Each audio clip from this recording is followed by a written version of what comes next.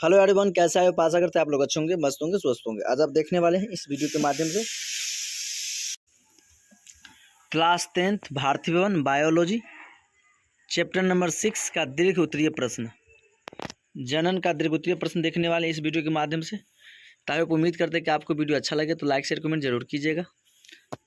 चलिए क्वेश्चन पढ़ते हैं। विभिन्न प्रकार के अलैंगिक जनन का सचित्र एवं संक्षिप्त विवरण दें। संक्षिप्त मतलब छोटा देना है और संक्षिप्त में देना है। आंसर पढ़ना। विभिन्न प्रकार के अलैंगिक जनन का संक्षिप्त विवरण इस प्रकार है। विभिन्न प्रकार के अलैंगिक जनन का संक्षिप्त विवरण इस प्रकार है।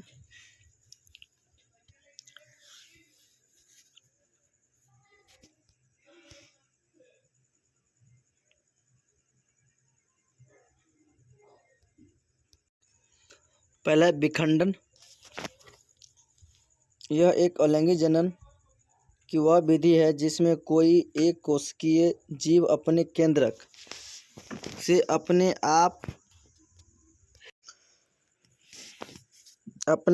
अपने आप को दो या दो से अधिक भागों में बांटकर अपने जैसे जीवों का उत्पन्न करते हैं, जैसे अमीबा जनन।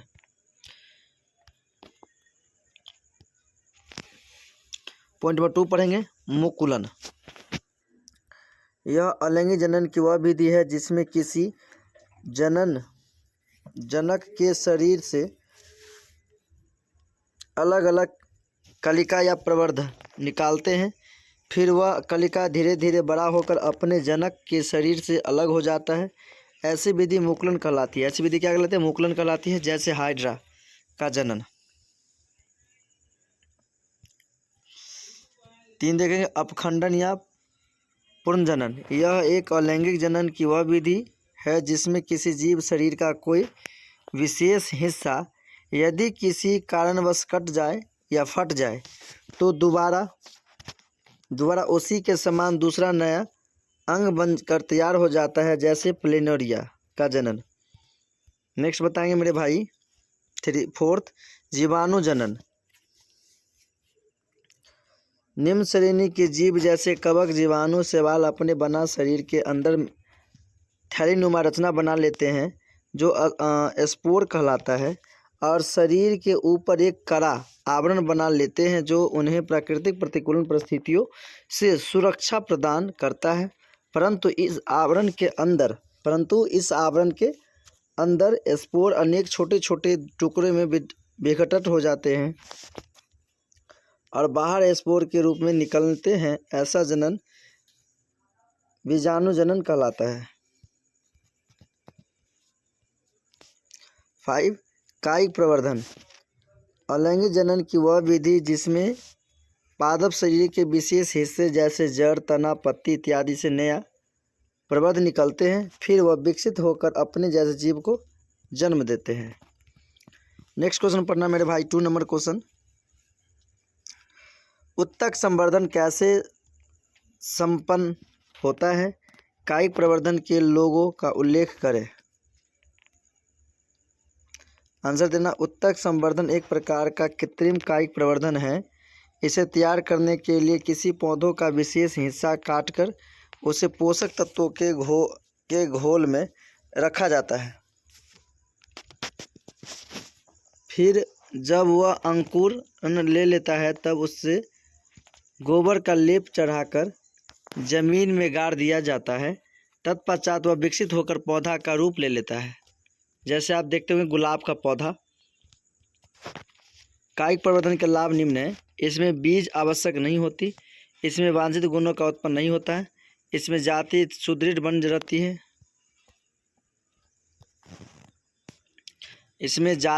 बनी रहती है। पॉइंट नंबर 4 कायिक प्रवर्धन द्वारा पैदा किए गए पौधों बीज की द्वारा उत्पन्न होने वाली पौधे तुलना में कम समय में फूल एवं फल देने लगते हैं। 5 कायिक प्रवर्धन में प्राप्त सभी पौधों आनुवंशिक गुणों में जनक पौधों के ही समान होते हैं।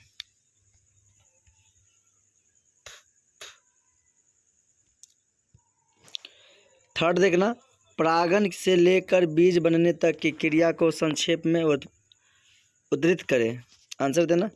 परागण पौधों में होने वाली एक ऐसी प्रक्रिया है जिसमें परागकोश से परागकण निकलकर जब वर्तिकाग्र तक पहुंच जाता है तब निषेचन की क्रिया होती है। तब क्या होती है? निषेचन की क्रिया होती है। तब निषेचन की क्रिया होती है जिसके फलस्वरूप बनता है वह धीरे धीरे वर्तिकाग्र से पुनः अंडाशय में आ जाता है। बीजांडु में वह आवरण से घिर जाता है और चारों ओर से बीजद्रव के द्वारा उसे घेर लिया जाता है।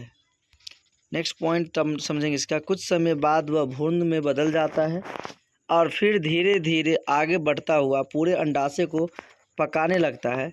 बाहरी दल पत्र पंखुड़ी से यह सब सूख कर गिरने लगते हैं और बीजांडु बीज में तथा अंडाशय फल में परिवर्तित हो जाता है। इसी प्रकार से पौधे में यह पूर्ण क्रिया होती है।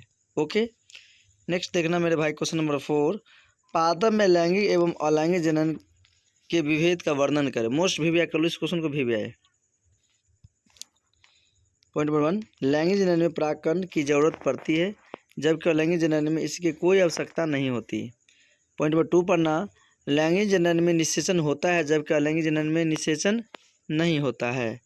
नेक्स्ट नंबर पढ़ना, 3rd नंबर पॉइंट, लैंगिक जनन में विभिन्नता की संभावना अधिक रहती है जबकि अलैंगिक जनन में विभिन्नता की संभावना कम रहती है। पॉइंट नंबर 4 पढ़ना, लैंगिक जनन में नई जाति उत्पन्न होती है जबकि अलैंगिक जनन में कोई नई जाति उत्पन्न नहीं होती है। नेक्स्ट क्वेश्चन पढ़ना 5 नंबर क्वेश्चन, यौवन आरंभ या प्यूबर्टी के समय किशोर या बालक बालिकाओं के शरीर में होने वाले परिवर्तन का वर्णन करें। यानी यौवन आरंभ जो होती है 12 से लेकर के 18 वर्ष से पहले, 12 वर्ष के बाद 18 वर्ष, उसमें तो इसका जो परिवर्तन क्या होता है। आंसर देना। यौवन आरंभ के समय किशोर बालक बालिकाओं के शरीर में होने वाले परिवर्तन निम्न है। होने वाले परिवर्तन क्या है मेरे भाई? निम्न है। पॉइंट 1 देना, लड़कों में दाढ़ी मूछ निकलने लगता है। लड़कों की आवाज़ में परिवर्तन आ जाता है, मोटे से पतले से मोटे हो जाता है आवाज़। लड़कों के जनांग पर बाल तथा उम्र पीठ पर बाल निकलने लगते हैं।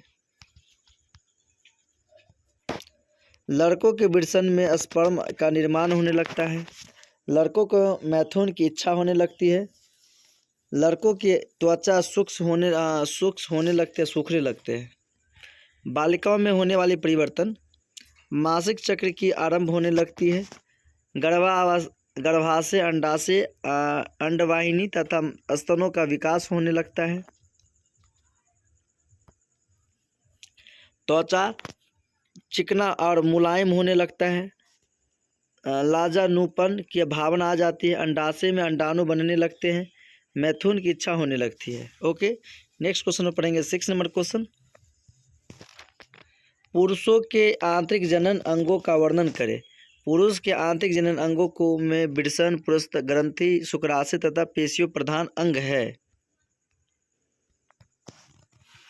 वृषण यह एक पुरुष का प्रधान अंग है जो एक जोड़ा पेनिस के दाएं और बाएं अवस्थित रहता है।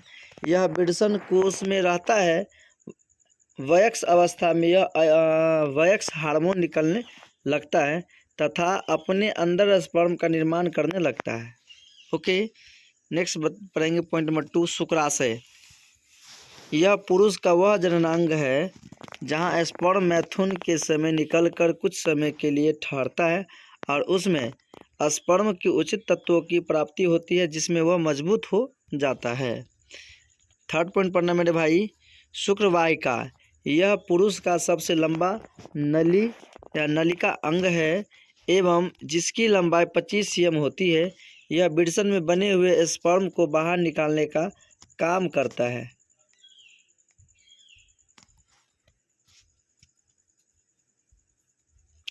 फोर्थ, पुरुष ग्रंथि। यह पेनिस के शरीर भाग पर छोटे गोलाकार रूप में अवस्थित रहता है। स्पर्म में यह पुरुष द्रव मिला देता है जिससे स्पर्म गंधयुक्त हो जाता है। 5 पॉइंट नंबर, पेनिस या सीसन। यह पुरुष का मैथुन अंग है जो दोनों वृषण के बीच अवस्थित होता है। इसकी लंबाई 5 से 6 सेमी होती है, परंतु मैथुन के समय यह शिशुन अवस्था में रहता है। यह मैथुन के दौरान महिला की योनि में स्पर्म पहुंचाने का कार्य करता है। नेक्स्ट क्वेश्चन नंबर 7, स्त्री में लैंगिक चक्र का वर्णन करें। मतलब स्त्री में जो लैंगिक चक्र होता है वो क्या है, इसके बारे में आपको वर्णन करना है। तो आप समझेंगे क्वेश्चन के साथ। स्त्री में प्रत्येक महीने 28 अथवा 30 दिन पर गर्भाशय के गंदे रक्त के रूप में अवशिष्ट पदार्थ का निष्कासन होता है। समझ गए, ब्लड आता है, जो सर्कुलेशन खराब होती है। और वैसे भी रक्त जो 20 से 120 दिन तक उसका लाल रक्त का जीवन काल होती है। तो जब इतना दिन में जो ब्लड खराब होता है तो 28 या 30वां दिन क्या होता है, अपशिष्ट मतलब खराब पदार्थ के रूप में बाहर निकलता है, निष्कासन होता है। यह क्रिया प्रत्येक महिलाओं में 12 से 14 वर्ष के बाद प्रारंभ होता है, जिसे मासिक चक्र या लैंगिक चक्र कहते हैं। समझ गए कि जब जिस स्त्रियां या महिलाओं को बच्चे को 12 से वर्ष या 14 वर्ष में क्या होती है, यौवन आरंभ होती है, ठीक 28 से 30 दिन के बाद अपशिष्ट यानी खराब रक्त बाहर निकलते हैं। यह लैंगिक चक्र या मासिक चक्र कहते हैं। यह क्रिया हर एक महिला में होना आवश्यक है ताकि वह भविष्य में संतान उत्पन्न कर सके। या अगर उसमें अगर ठीक 28 से 30 पर अगर नहीं मासिक चक्र नहीं हो पा रहा है, इसका मतलब है उसमें गड़बड़ी है, उससे चेकअप करवाना जरूरी होगा। इस क्रिया से के बिना कोई भी महिला बांझ हो जाती है। लैंगिक चक्र 42 से 45 वर्ष तक चलती है, उसके बाद क्या होता है, वो अपने आप ऑटोमेटिक बंद हो जाता है।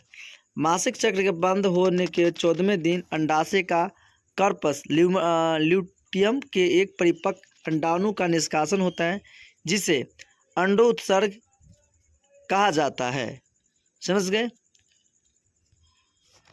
मासिक चक्र को 3 भागों में बांटा गया। पहला मेंस्ट्रुएशन फेज 1 से 5, प्री ओव्यूलेशन फेज 16 से 13, पोस्ट ओव्यूलेशन फेज 15 से 27 डेज। ओके, नेक्स्ट क्वेश्चन पढ़ना मेरे भाई, 9 नंबर क्वेश्चन। जनसंख्या नियंत्रण के लिए व्यवहार से लाए जाने वाले विभिन्न उपायों का वर्णन करें। आप जनसंख्या पर ऑटोमेटिक कैसे कंट्रोल कर सकते हैं, आंसर देना। जनसंख्या नियंत्रण के लिए व्यवहार में लाए जाने वाले विभिन्न उपाय निम्न है। पहला, प्राकृतिक विधि।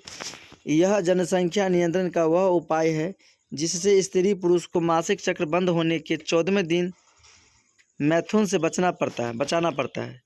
मतलब 14वें दिन तक उसे कंट्रोल करो। उसके जस्ट बाद आप अगर सेक्सुअल करते या निषेचन करते तो आप गर्भवती या प्रेग्नेंट नहीं हो सकते हैं। कंटिन्यूस अगर उस टाइम कर लिए तो आपको प्रेग्नेंट होने की ज़रूरत हो सकती है उस टाइम का। तो समझ गए प्राकृतिक विधि कि यह जनसंख्या नियंत्रण का वह उपाय है जिससे स्त्री पुरुष को मासिक चक्र बंद होने के 14वें दिन मैथुन से बचाना पड़ता है। नेक्स्ट बताएंगे रासायनिक विधि। यह जनसंख्या नियंत्रण का वह विधि है जिसमें महिला को वैज्ञानिक दवा द्वारा संशोधित रासायनिक दवा का प्रयोग करना पड़ता है, जैसे ML माला डी, APSR तथा SHALE हेलिन टैबलेट। नेक्स्ट देखेंगे यांत्रिक विधि। यह जनसंख्या नियंत्रण की वह विधि है जिसमें पुरुष को मैथुन करने के पहले कंडोम तथा महिलाओं को कॉपर ट्यूब या डायफ्राम का प्रयोग करना पड़ता है। नेक्स्ट देखिए सार्वजनिक विधि क्या है।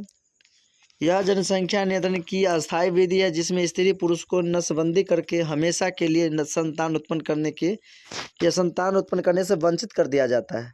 ओके, तो समझ गए। एक प्राकृतिक समझे, एक आप समझे रासायनिक, और एक समझे सार्वजनिक जो सब उपयोग करता है इसका। क्वेश्चन नंबर 8 था, क्वेश्चन नंबर 9 ही होगा। लैंगिक जनन संचारित रोग क्या है। वैसे रोग जो स्त्री या पुरुष को अनैतिक ढंग से यौन संबंध बनाने के कारण उनके जनन अंगों में जो होता है लैंगिक जनन संचारित रोग कहलाते हैं, जैसे एड्स, गोनोरिया, सेल्फिश, सर्विटिसिस और ट्रिगोनोमेट्री। इस प्रकार का एड्स का फुल फॉर्म बताना, acquired immunodeficiency syndrome and virus. Okay, thank you बेट्स ऑफ ऑल एवरीवन। मिलते हैं नेक्स्ट वीडियो के साथ। Okay, bye. अगर आप इस चैनल पर नए होंगे तो लाइक शेयर कमेंट जरूर करेंगे। अगर आप हमसे ऑफलाइन पढ़ना चाहते हैं तो KBS coaching centre Madhubani and बड़ी बाजार मधुबनी।